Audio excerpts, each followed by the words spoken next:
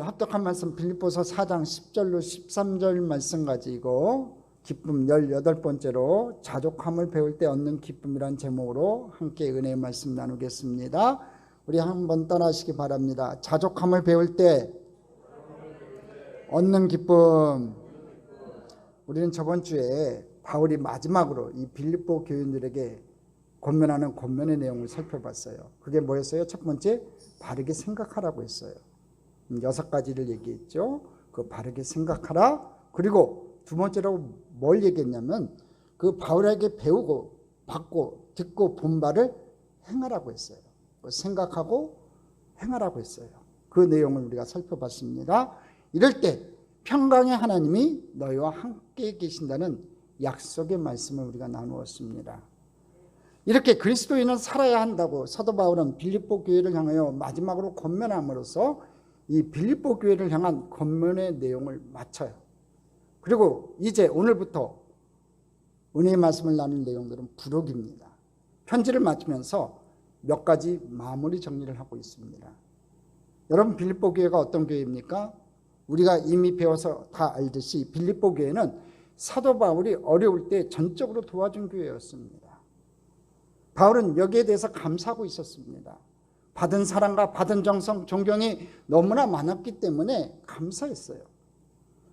여러분, 우리가 살아가면서 한평생 많은 것을 받지요. 부모님한테 한없는 은혜를 받고 사랑을 받고 또 교회 나와서 성도들 간에 서로 사랑을 받고 서로 사랑의 빚진 자가 되어 살아갑니다. 무엇보다도 예수님의 사랑을 한없이 받아요. 그렇죠? 사랑도 받고 관심도 받고 도움도 받고 선물도 받고 많은 것을 받으면 우리는 살아갑니다. 그런데 그러다 보니까 이제 그것이 당연한 것으로 생각이 되고 때로는 받으면서도 이게 내 기대와 다르다고 해서 불평을 하는 경우도 굉장히 많습니다. 여러분 안 그래요? 내가 기도했는데 기도한 대로 응답을 안 해주면 저와 여러분이 이스라엘 백성들 되지 않아요? 입이 오리잎처럼 쭉쭉쭉쭉 나와갖고 입에서 원망과 불평하지 않냐 이거지요. 자, 많은 것을 하나님 앞에 받았고 내 모든 것이 하나님의 은혜임에도 불구하고 내가 원하는 것이 주어지지 않으면 불평하고 원망한다 이거지요. 자, 그러면 오늘 저와 여러분 배울 게 있어요. 어떤 마음으로 받아야 되는가 이거지요. 어떻게 받아야 되는가, 이 받는 자의 윤리를 잘 배워야 돼요. 그래야 바른 신앙의 인격을 가지고 살아갈 수 있다는 거지요. 오늘 보면은 이 받는 마음에 대해서 말씀하고 있어요. 자족함에 대해서 바울은 우리에게 말씀하고 있습니다. 근데 여러분, 읽으면서 느끼셨는지 모르겠지만 오늘 본문을 쭉 읽어보다 보면요, 바울이 감사하다는 말이 없어요. 감사하다, 고맙다는 말이 없어요. 받았으면 감사하다, 고맙다, 이게 기본적인 마음 아니겠어요? 근데 그런 단어를 안 써요. 사도 바울은요, 하나님을 향해서는 이 감사하다는 말을 많이 사용했지만 교회와 성도들에 대해서는요, 감사하다는 말을 거의 하지 않았어요. 그 이유가 뭔지 아세요? 다른 단어를 사용하기를 즐거워했어요. 그 다른 단어가 뭐냐? 뭔지 아세요? 오늘 본문에 나와 있어요. 뭐냐면 기뻐한다는 거예요. 기뻐한다. 왜 감사한다는 말 대신에 이 기뻐한다는 말을 썼는가?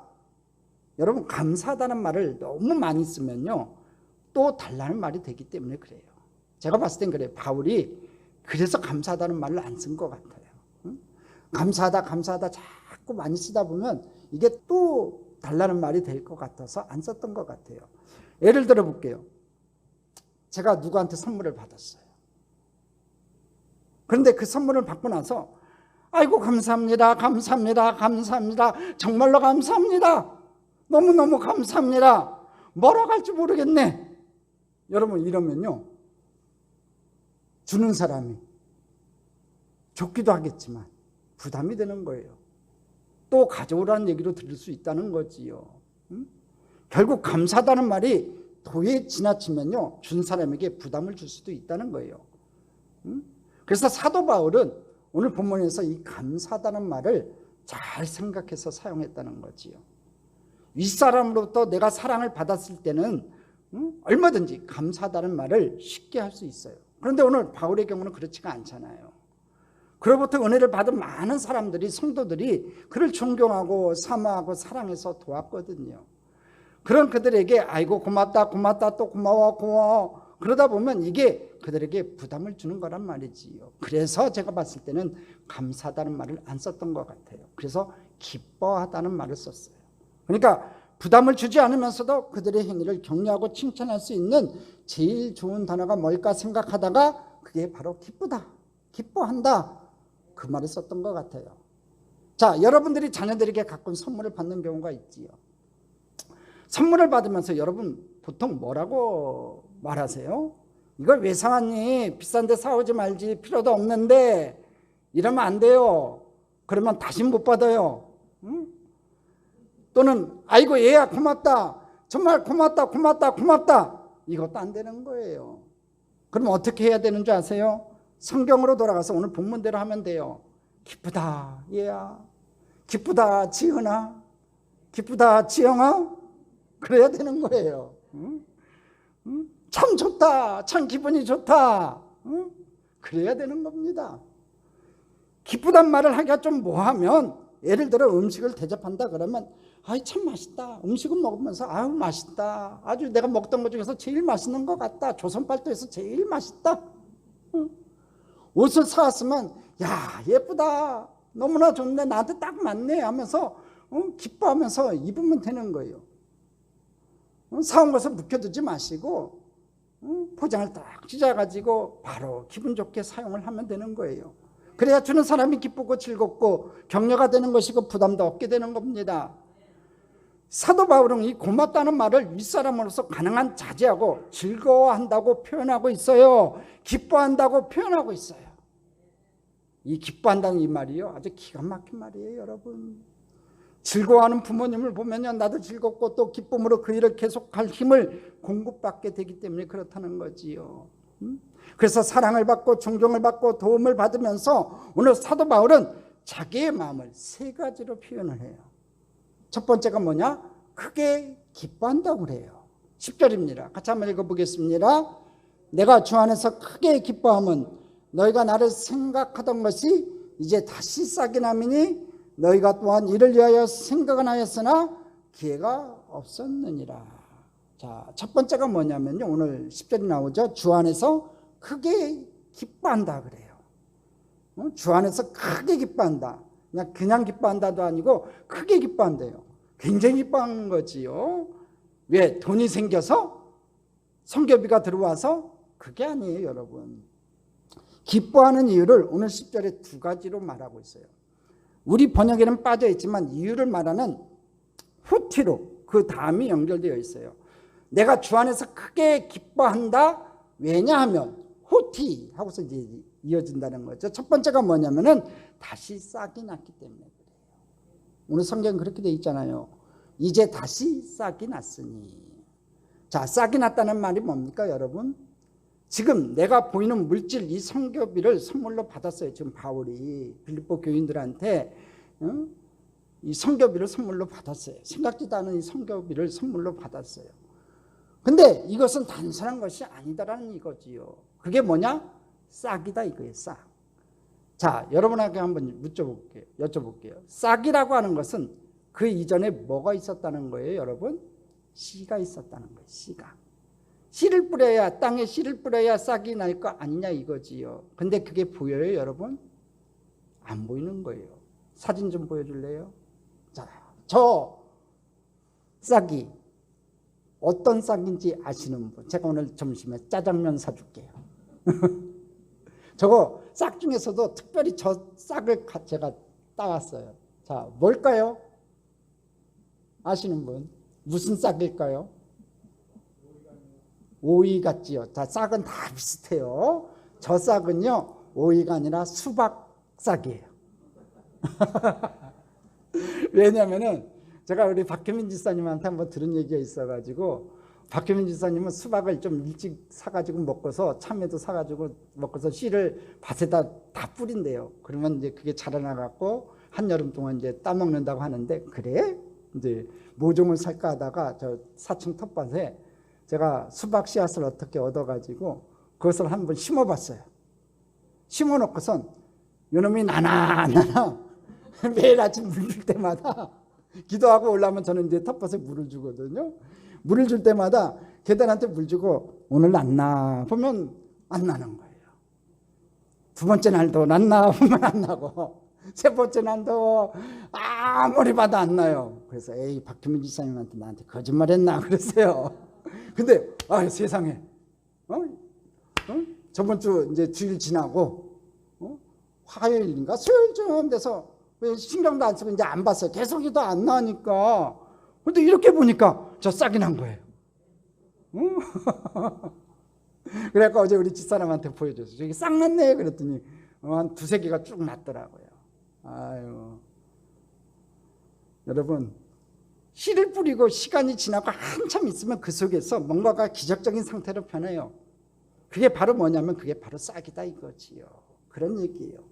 내 눈앞에는 지금 너희들이 보낸 선교비가 있다. 한동안 선교비를 보내지 않았는데 다시 후원하기 시작했다는 거지요. 그래서 오늘 선교 본문에 뭐라고 했냐면 다시 싹이 남이니 이랬어요. 그러나 이것은 겉으로 드러난 것이고 드러나지 않은 것이 있다. 그게 뭐냐? 이것을 위한 너희들의 관심, 사랑, 존경, 헌신 이런 것들이 씨처럼 깔려 있다는 거지요. 다시 말하면 여기 보이는 것 이전에 보이지 않는 많은 과정이 생략되어 있다는 걸 알았다는 거예요. 바울은. 이것이 받는 자의 마음이라는 거지요. 당장 보이는 싹만 보는 게 아니라 씨까지도 뿌려졌던 그 씨들의 마음들을 바울은 알았다는 거예요. 선물을 하나 준다고 하면 대상을 생각해야 되고 이유를 생각해야 되고 종목을 생각해야 되고 어떤 방법으로 어떤 규모로 수많은 씨들이 필요한 거예요. 이게 다 시간이 가고 싹으로 나오게 됐다는 거지요. 이 싹 창본이 아름답다는 거지요. 이들에게 믿음이 있었고 사랑이 있었고 헌신이 있었기 때문에 그것들이 씨처럼 뿌려져서 오늘 구체적으로 나에게 이러한 도움의 손길이 왔다는 것에 대해서 생각하니 그리고 이 믿음이 자라고 사랑으로 섬기는 자가 되었으니 얼마나 기쁘냐 싹을 보면서 기뻐하는 거예요. 그러니까 바울 사도는 그 재물 성교비를 보고서 기뻐한 게 아니라 그 배후에 있는 씨들을 보고 기뻐했다는 거예요. 그들이 믿음이 자라난 것을 보고 기뻐하고 그들의 헌신을 보고서 기뻐했다는 거지요. 자, 기뻐한 이유 두 번째가 뭐냐면요, 생각은 했었는데 뭐가 없었다고 되어 있냐면 기회가 없었다고 그래요. 10절이에요. 같이 한번 읽어보겠습니다. 생각은 하였으나 기회가 없었느니라. 이게 무슨 소리냐면요, 내가 무언가 하나를 딱 받았단 말이에요. 그러면 좋네, 근데 왜 이제 줘? 진작 주지. 이렇게 마음 먹으면 안 되는 거예요. 응? 나는 지금 한 번 받았지만 주는 사람은 한 번 준 게 아니라는 거예요. 여러분, 수없이 생각했어요. 많은 생각이 있었다는 거지요. 수없이 줄 기회를 생각했지만 기회가 없었다는 거예요. 기회가 딱 맞아떨어져야 주는 거지요. 사도 바울 입장에서 말하자면 자기가 전도 여행을 수없이 다니고 있는 거예요. 전도 여행을 이쪽 저쪽 왔다 갔다 하면서 전도 여행을 다니고 있었다는 거지요. 그런데 이곳저곳에 흩어진 성도들이 사도 바울의 상황을 아느냐? 모르는 거예요. 어떻게 하면 도와드릴까 하는 마음이 늘 있지만 형편과 상황을 알 수가 없어요. 빌보 교인들도 마찬가지였어요. 바울에게 이 선교비로 후원하고 싶었지만 기회가 없었다는 거지요. 근데 바울이 이 로마 감옥에 투옥됐다는 소식을 들은 이 빌립보 교인들은 바로 이때다 하고 선교비를 보냈어요. 근데 누가 가져왔어요, 여러분? 에바브로비도 편에 보냈어요. 자기들의 목회자인 에바브로비도를 바울 사도의 감옥살이를 하는 도움자로 보내면서 이 선교비도 같이 보냈어요. 바로 이때다 하고 생각해서 바로 도움의 손길이 왔다는 것은 내가 한 번 받은 거지만 한 번 받은 게 아니라는 거지요. 마음속에 수없이 받았다는 거예요. 수없이 생각이 있었겠지, 생각이 또 있었을 거야. 그런데 이제 딱 기회가 맞아서, 타이밍이 맞아서 여기 온 것이다, 그런 얘기예요. 그러니 이게 얼마나 가치 있는 것이냐 이렇게 생각했다는 거지요. 여러분, 이런 마음으로 받으면 되는 거예요. 우리가 무엇인가 주변 사람들로부터 받으면 그게 꼭 물질만을 얘기하는 게 아니에요. 사랑을 받고 관심을 받고 기도의 후원을 받고 여러 가지들을 받으면요, 이 당장 나에게 나타난 것 이거 하나만 보지 마시라는 거예요. 많은 보이지 않는, 내 앞에 보이지 않는 많은 시간을 여러분을 위해서 기도한 기도가 있었다고 생각하시면 돼요. 제일 먼저 제 기도가 있었을 거고, 저는 매일같이 여러분 한 사람 한 사람 놓고 기도하니까 제 기도가 있었을 것이고, 또 주변에 많은 사람들의 기도가 있었을 거예요. 그러니까 이게 얼마나 가치 있는 거냐 이거죠. 단 하나만 받았어도 이것이 큰 선물이라는 거지요. 보이지 않았지만 씨를 뿌리는 마음이 있었고, 싹이 났고 수없이 생각하고 또 생각하다가 이때가 기회가 딱 맞아서 돋게 되었고 받게 되었으니, 여러분의 마음 그 사랑을 보면서 나는 너무너무 기쁩니다, 이렇게 말하고 있는 거예요. 그래서 주 안에서 크게 기뻐한다는 거 오늘 바울은 고백하고 있어요. 이렇게 칭찬을 하는 거지요. 크게 기뻐한다, 참 기쁘다, 정말 기쁘다. 자, 이렇게 말하다 보니까 오해할 수 있어요. 야, 바울도 역시 돈만 좋아하는구나. 바울 사도는요, 혹시나 부담이 될까 봐 두 번째 자기 마음을 표현해요. 두 번째가 뭐냐면 자족하기를 배웠다고 그래요. 11절입니다. 같이 읽어보겠습니다. 내가 궁핍함으로 말하는 것이 아니니라 어떠한 형편에서든지 나는 자족하기를 배웠노니. 단지 궁핍한 상태에서 도움을 받았기 때문에 기뻐하는 것이 아니라는 거지요. 내가 궁핍하게 도와달라는 것이 아니라는 거예요. 11절에 보십시오. 내가 궁핍함으로 말하는 것이 아니니라. 그러니까 현실적으로 지금 바울이 굉장히 어려운 궁핍한 상황에 있는 것 같아요. 그렇지만 내가 궁핍함으로 말하는 것이 아니다. 내가 크게 기뻐한다는 이것은 내가 궁핍하기 때문에, 내가 없기 때문에 말하는 게 아니다, 이 얘기죠. 그리고 그 얘기는 또 무슨 얘기냐면요, 나는 도와달라고 하지 않겠다는 거예요. 그리고 도와주지 않는다고 원망하지도 않는다는 얘기예요. 그런 내용들이 이 단어 속에 들어가 있다는 거지요. 굉장히 중요한 마음이라, 남이 나를 도와주기를 바랬는데 안 도와주면요, 원망하기 쉬운 게 사람 마음이에요. 섭섭이가 든다는 거지요. 그래서 공자님도 이렇게 얘기했어요. 빈이 무언이면 군자라 그랬어요. 빈이 무언이면 군자라. 빈, 가난하지만 무언, 원망이 없으면 그는 훌륭한 사람이라, 군자라 그랬어요. 가난하지만 원망이 없으면 훌륭한 사람이다. 이 사람들의 마음이요, 없으면 도움을 바라요.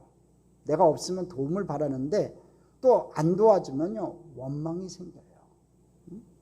이게 가난한 자의 잘못된 속성인데, 궁핍하지만 나는 원망하지도 않겠고 도와달라고도 말하지도 않겠다고 지금 바울은 얘기하고 있는 거예요. 궁핍하면서도 원망도 안 하고 도와달라고 말도 하지 않을 수 있는 바로 그 비결이 뭔지 아세요? 여러분, 바울이 이렇게 얘기할 수 있는 비결이 뭐냐 이거지요. 궁핍하면서 나 지금 궁핍하다, 그렇지만 나는 너희들에게 도와달라고 말하지 않겠다, 그렇게 얘기할 수 있는 비결이 뭐냐면요, 나는 자족하기를 배웠다 그랬어요. 나는 자족하기를 배웠다. 자족이라는 말은요, 자기 스스로 충분히 만족한다는 거예요. 넉넉해서 내가 필요한 것이 없는 게 아니고 어떤 상황에서든지 만족했다는 말이에요. 참 쉽지 않죠, 이 자족이라는 거. 여러분, 이 만족한다는 거 쉽지 않아요, 여러분. 내가 어떤 상황에서든지 만족하기 쉽지 않아요. 자족하기 쉽지 않아요. 그런데도 바울 사도는요, 지금 없는 가운데서 나는 자족하기를 배웠다 그랬어요. 만족하기를 배웠다고 그랬어요. 왜? 하나님이 알고 계시니까. 하나님이 때를 따라 채워줄 것을 믿었으니까, 어떠한 사람이든 방법을 통해서든 역사할 수 있음을 그는 알았기 때문에 염려하지 않았다는 거예요. 여러분도 그렇게 되기를 바라요. 어떤 상황에 어떤 처지에 놓여 있어도 하나님이 여러분 도와주실 거예요. 전능하신 손으로 붙잡아 주실 거예요. 능력의 손으로 붙잡아 주실 거예요. 치료의 손으로 붙잡아 주실 거예요. 염려하지 마세요. 그래서 자족할 줄 아세요. 만족할 줄 아시는 저와 여러분 됐으면 좋겠습니다. 근데 나는 자족하기를 배웠다, 그 앞에 무슨 단어가 있냐면요, 어떠한 형편이든지 나는 자족하기를 배웠다 그랬어요. 어떠한 형편이든지. 이 어떠한 형편은요, 일이 되어가는 상태나 경로 또는 결과예요. 지금 바울을 한번 볼까요? 억울하게 감옥에 갇혀 있지요. 가난하게 되었어요. 후원금이 보내지다 끊어졌거든요. 성도들이 설교를 못한다가 비난도 했어요. 때로는 이중인격자라고 조롱하기도 했어요. 퇴장을 맞기도 했어요. 그러나 그 어떤 형편에 처했어도요, 그는 자족하기를 배웠다는 거예요. 지금 로마 감옥에 있으면서 편했기 때문에, 그가 넉넉했기 때문에 지금 자족하기를 배웠다, 그 얘기가 아니에요. 장극한 상황에서도 그는 자족하기를 배웠어요. 왜? 하나님이 나와 함께 한다는 것을 믿었기 때문에, 내가 주님 안에 있기 때문에 자족하기를 배울 수 있었어요. 여러분도 그렇게 되기를 바랍니다. 어떤 형편에 처해도 바울은 자족하기를 배웠다, 이렇게 얘기를 했는데, 바울은 왜 자족하기를 배웠다고 고백할까요? 잘 생각해 봐야 돼요. 이 말은요, 그가 전에는요, 자족하는 법을 몰랐다는 뜻이기도 해요. 배웠다, 이 얘기는 뭐냐면은 그가 이전에는 자족하기를 몰랐다는 뜻도 된다는 거예요. 그는 고통과 가난을 겪고 나서야 비로소 자족을 배웠다는 거지요. 여러분 실패했어요. 여러분 고난을 겪었어요. 아픔을 겪었어요.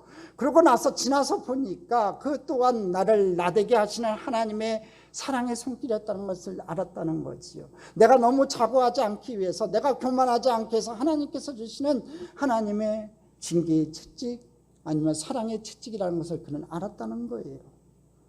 바울 한번 보십시오. 육체의 질병이 있었어요. 육체의 가시가 있었어요. 그 육체의 가시가 뭔지 정확하게 성경은 기록해 놓지 않지만, 그가 3번이나 하나님 앞에 기도했지만 하나님께서 응답하지 않았어요.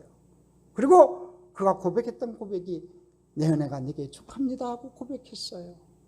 여러분, 오늘 이 한날 여러분에게 어떤 아픔과 어떤 고통이 있는지 몰라도 오늘 여러분 자족을 배우시기를 바랍니다.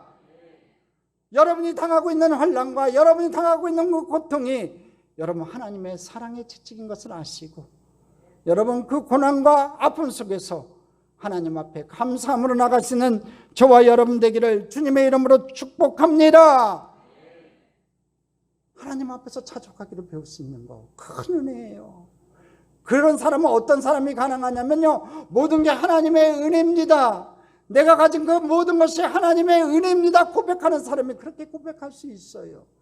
내가 얻은 건 내가 얻었다 하는 사람은 그렇게 고백할 수 없어요. 내 모든 것이 하나님의 은혜입니다 고백하는 사람이요, 오늘 하나님 앞에 고백해요. 나는 자족합니다. 나는 만족합니다. 여러분, 진정으로 하나님의 은혜로 살아가는 주의 백성으로서 자족함을 배우는 저와 여러분 됐으면 좋겠습니다. 백발 노인이 되어서 이게 바울 사도는 이렇게 고백하는 거예요. 어떤 형편이든지 내가 자족하기를 배웠습니다. 오늘 저와 여러분 바울처럼 나중에 고백하지 마시고 오늘 이 시간 이 자리에 하나님 앞에 고백합시다. 나이 나된 것 주님 은혜입니다. 나는 자족합니다. 나는 만족합니다. 고백하는 저와 여러분 되시기를 주님의 이름으로 축복합니다. 여러분 록펠러 아시지요? 그 당시 세계에서 제일 부자였습니다. 록펠러에게 경제신문 기자가 물었어요. 록펠러 씨 얼마나 가지면 만족할 수 있을까요? 록펠러가 유명한 대답을 합니다. 지금보다 조금 더요. 그래요. 이게 만족이 없는 거지요. 자기가 세계 제일 부자지만 조금 더 있으면 좋겠다는 겁니다. 여기서 벗어나야지 진짜 자족할 줄 아는데 자족할 줄 몰랐던 사람이에요. 나중에 그가 큰 병에 걸리고 그 다음에 그 채무에 덧없음을 알고 하나님 앞에 다 내어놓았을 때 그런 자족을 배워요. 그러니까 꼭 이 자족은요, 이 고통과 환난과 아픔을 통해서 사랑의 채찍을 통해서 깨닫게 되는 것 같아요. 유명한 소크라테스는 이렇게 말해요.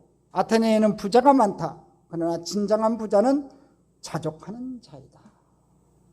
진정한 부자, 자족, 만족할 줄 아는 자라는 거지요. 자족하기가 쉽지 않은 거예요. 만족하기 쉽지 않은 거예요. 여러분 욕심이 많기 때문에, 여러분 생각하는 게 크기 때문에 이 자족과 만족은 참 쉽지 않아요. 뭔가 하나를 얻으면요, 둘을 얻고 싶고, 둘을 가지면 셋을 갖고 싶어요. 그게 사람 마음이라는 거지요. 그렇지만 오늘 시간 주님 안에서 진짜 주님께서 주신 은혜로 말미암아 자족할 수 있는 저와 여러분 됐으면 좋겠습니다. 제 얘기 좀 조금 할게요.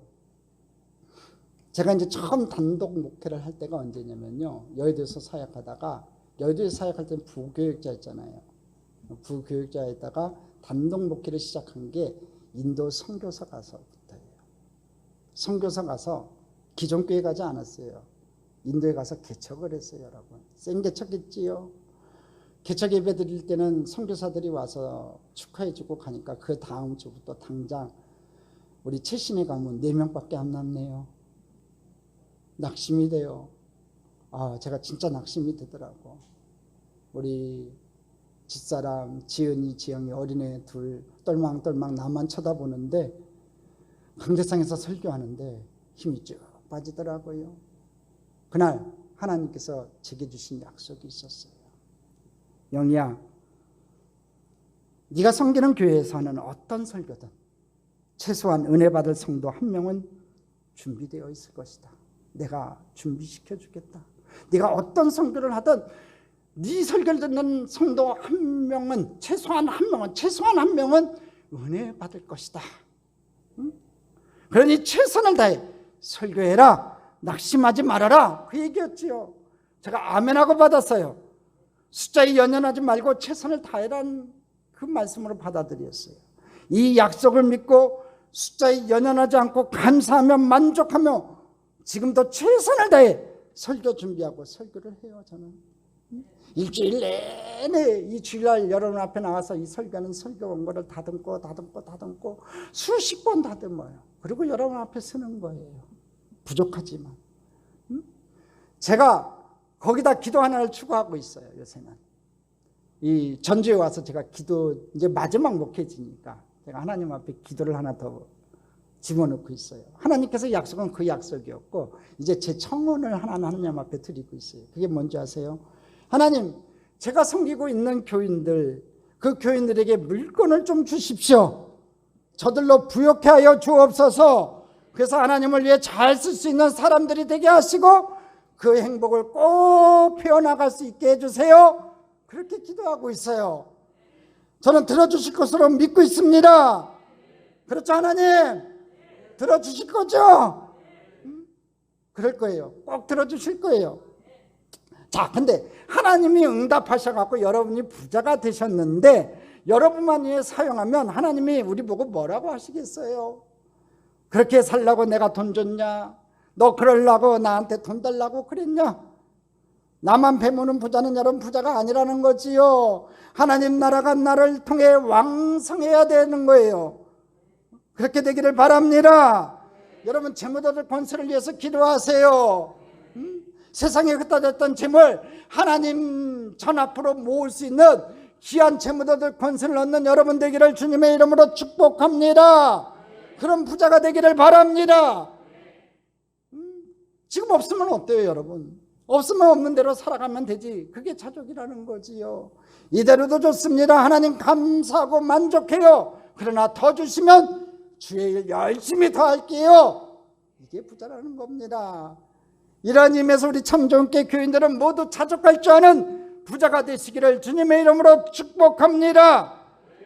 세 번째, 바울은 이렇게 고백해요. 일체의 비결을 배웠다고 고백합니다.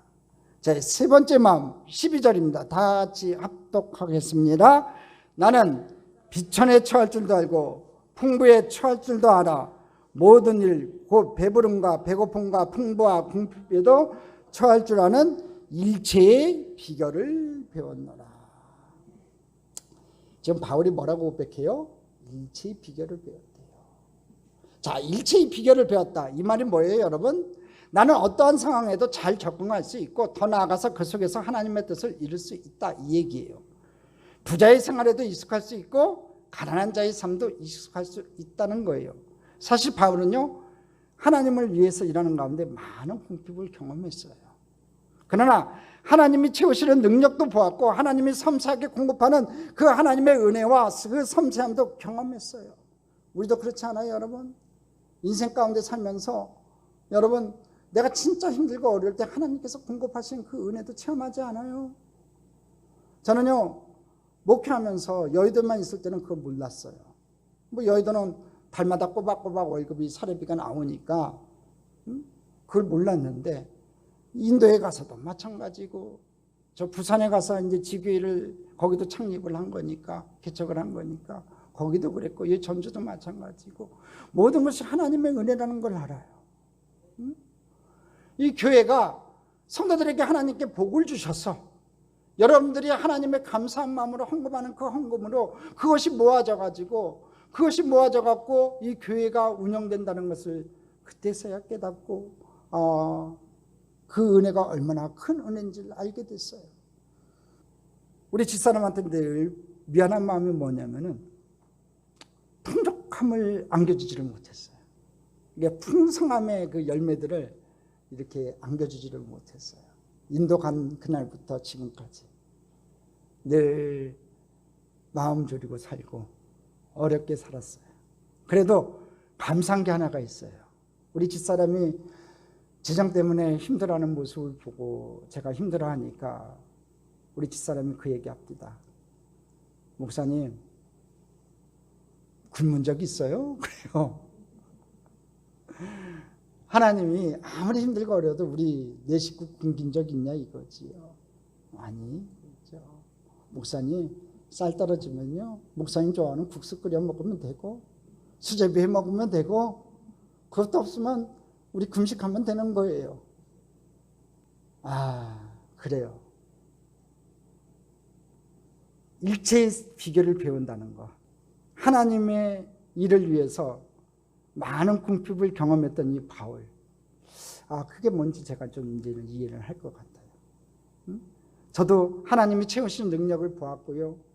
하나님께서 섬세하게 공급하시는 그 하나님의 은혜와 섬세함도 저도 경험했어요. 그게 모든 게 하나님의 은혜인 것 같아요. 그러니까 이 교회를 움직이시는 거는 제가 아니에요. 하나님이 하시는 거더라고요. 그래서 저도 요새 자족하고 만족해요. 하나님 감사합니다. 고맙습니다. 여러분, 바울도 마찬가지예요. 자족하는 것을 배웠지만 그렇다고 해서 가난에만 익숙한 것은 아니었어요. 없는 것을 견디는 데에만 능숙한 사람이 아니었다는 거지요. 이 체념적으로 없는 것에 능숙한 게 다가 아니었다는 거지요. 바울 자체가 여러분 원래 부자였어요. 여러분, 아버지가 로마 시민권자였어요. 갑부예요. 갑부. 유대인이었지만 길리기아 다섯 사람이었거든요. 이 상업이 번성하던 지역이에요. 거기서 로마 시민권을 가졌다는 얘기가 뭐예요? 여러분, 경제적인 부를 많이 누리고 있었다는 거예요. 그리고 바울을 어디다가 데려다 공부시켰어요? 가말리아 문화생이었어요. 그때 최고의 석학 밑에서 공부를 시켰다는 건요, 많은 돈이 필요한 거예요. 여러분. 여러분, 바울의 집안은 부와 명예를 가진 집안이었기에 그의 부모가 유대인이었지만 로마 시민권을 부여받을 수 있었다는 거지요. 그래서 풍성함도 있었겠고 많은 물질을 가지고 어떻게 통 크게 써야 되는지를 알고 있는 사람이었어요. 그런가 하면 그런 선교 사역을 하면서 가난도 경험했어요. 가난에도 위축되지 않았고 궁핍하면서도 낙심하지 않았고 없다고 해서 궁한 소리도 하지 않았어요. 천막을 기우면서 선교 사역을 감당했어요. 그렇다고 있을 때 교만했냐? 아니요. 있을 때도 이것이 하나님이 내게 주신 것인 줄 알고 넉넉히 베풀고 쓸 줄 알았던 사람이 바로 바울이었어요. 대부분의 사람들은요, 한 부분에 처하는 것을 능할 수 있어요. 가난할 때는 부지런하고 겸손하고 열심히 기도하고 작은 것에도 감사하고 그런 인격이었는데 부자고 되고 나니까 먹고 살만하니까 해해져 가지고 하나님 없어도 뭐 괜찮을 것 같고 이건 다 내가 번 것 같은 그런 교만에 빠지기도 해요. 이건 부요함에 처할 줄 모르는 거예요. 여러분.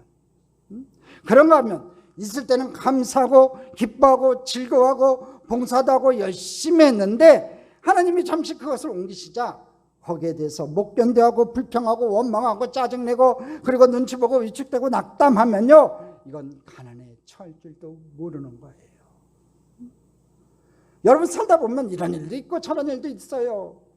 하나님이 다 훈련시키는 거예요. 이럴 때도 저럴 때도 잘 처하는 비결을 우리가 배워야 된다는 거지요. 여러분, 물질의 문제만이 아니에요. 내 상황으로 확장시켜 나가면요, 내가 건강할 때 그때만 내가 좋은 거냐 이거지요. 질병에 걸렸을 때 그 상황에 처리에 능한 사람이 있는가 하면 병만 들면 아무것도 못하고 나자빠지는 사람들이 있어요. 건강할 때는 건강할 때이 있죠. 그리고 건강한 상태에서 하나님이 원하시는 게 있어요. 그런가 하면 가난할 때가 있고 병들 때가 있어요. 그럼 병들 때는 거기에 맞게 적응해야 되고 병든 중에서도 하나님이 내게 구하시는 바가 있단 말이지요. 그것에 대해서 내가 바르게 응답해야 되는 거예요. 여러분, 병들었을 때 하나님께서 요구하는 게 뭘까요? 낙심하지 않는 거예요. 포기하지 않는 거예요. 그 끝까지 하나님을 붙잡는 거예요. 하나님의 은혜가 올 때까지 붙잡는 거예요.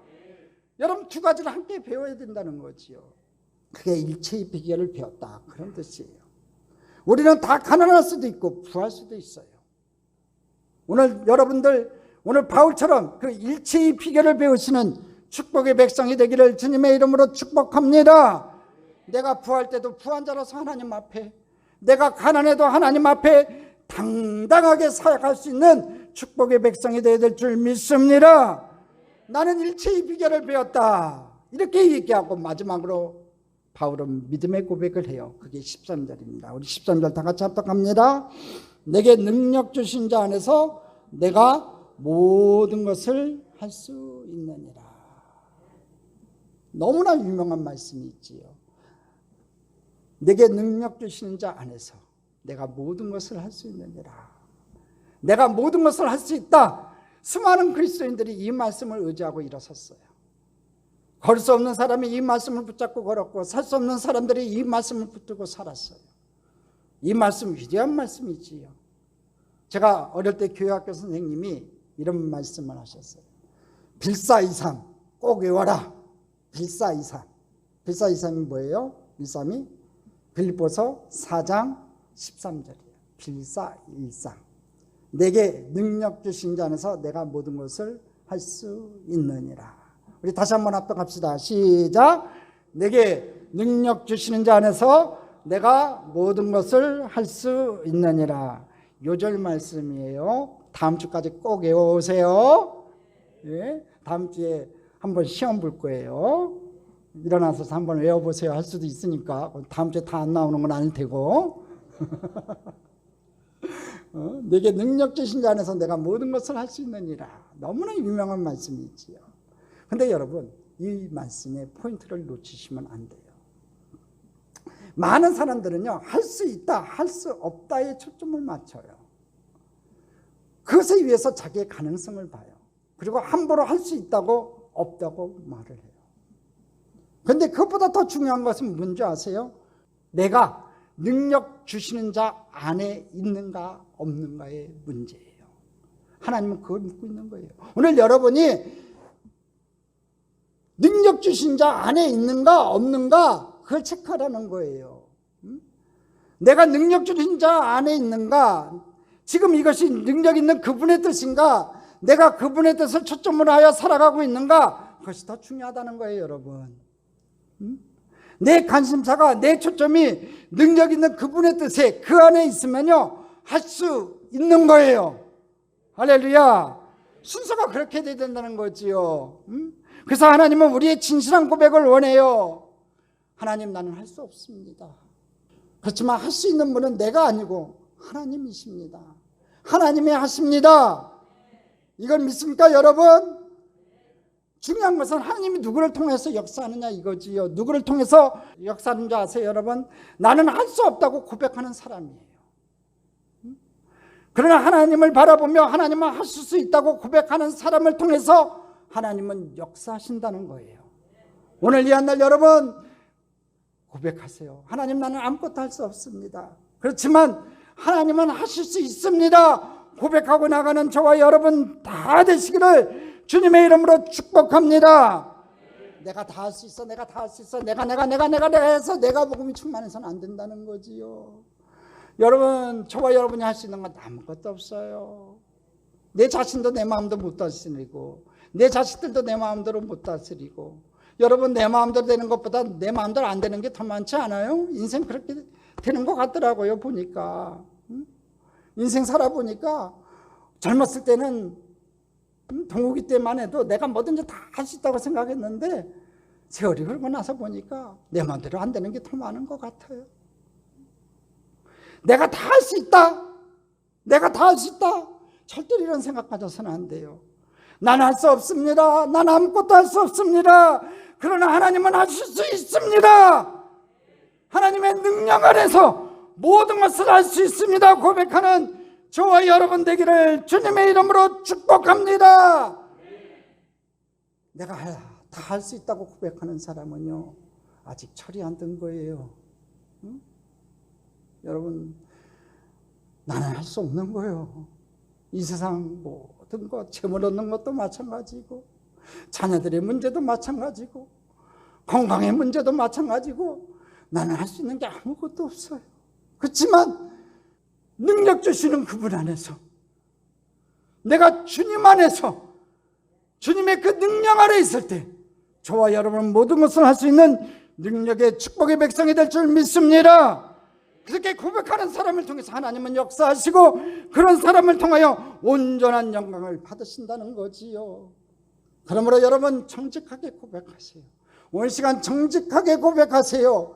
하나님 앞에서 나는 못한다고 고백하세요. 그리고 하실 수 있는 하나님을 바라보세요. 그리고 이렇게 바울처럼 고백하세요.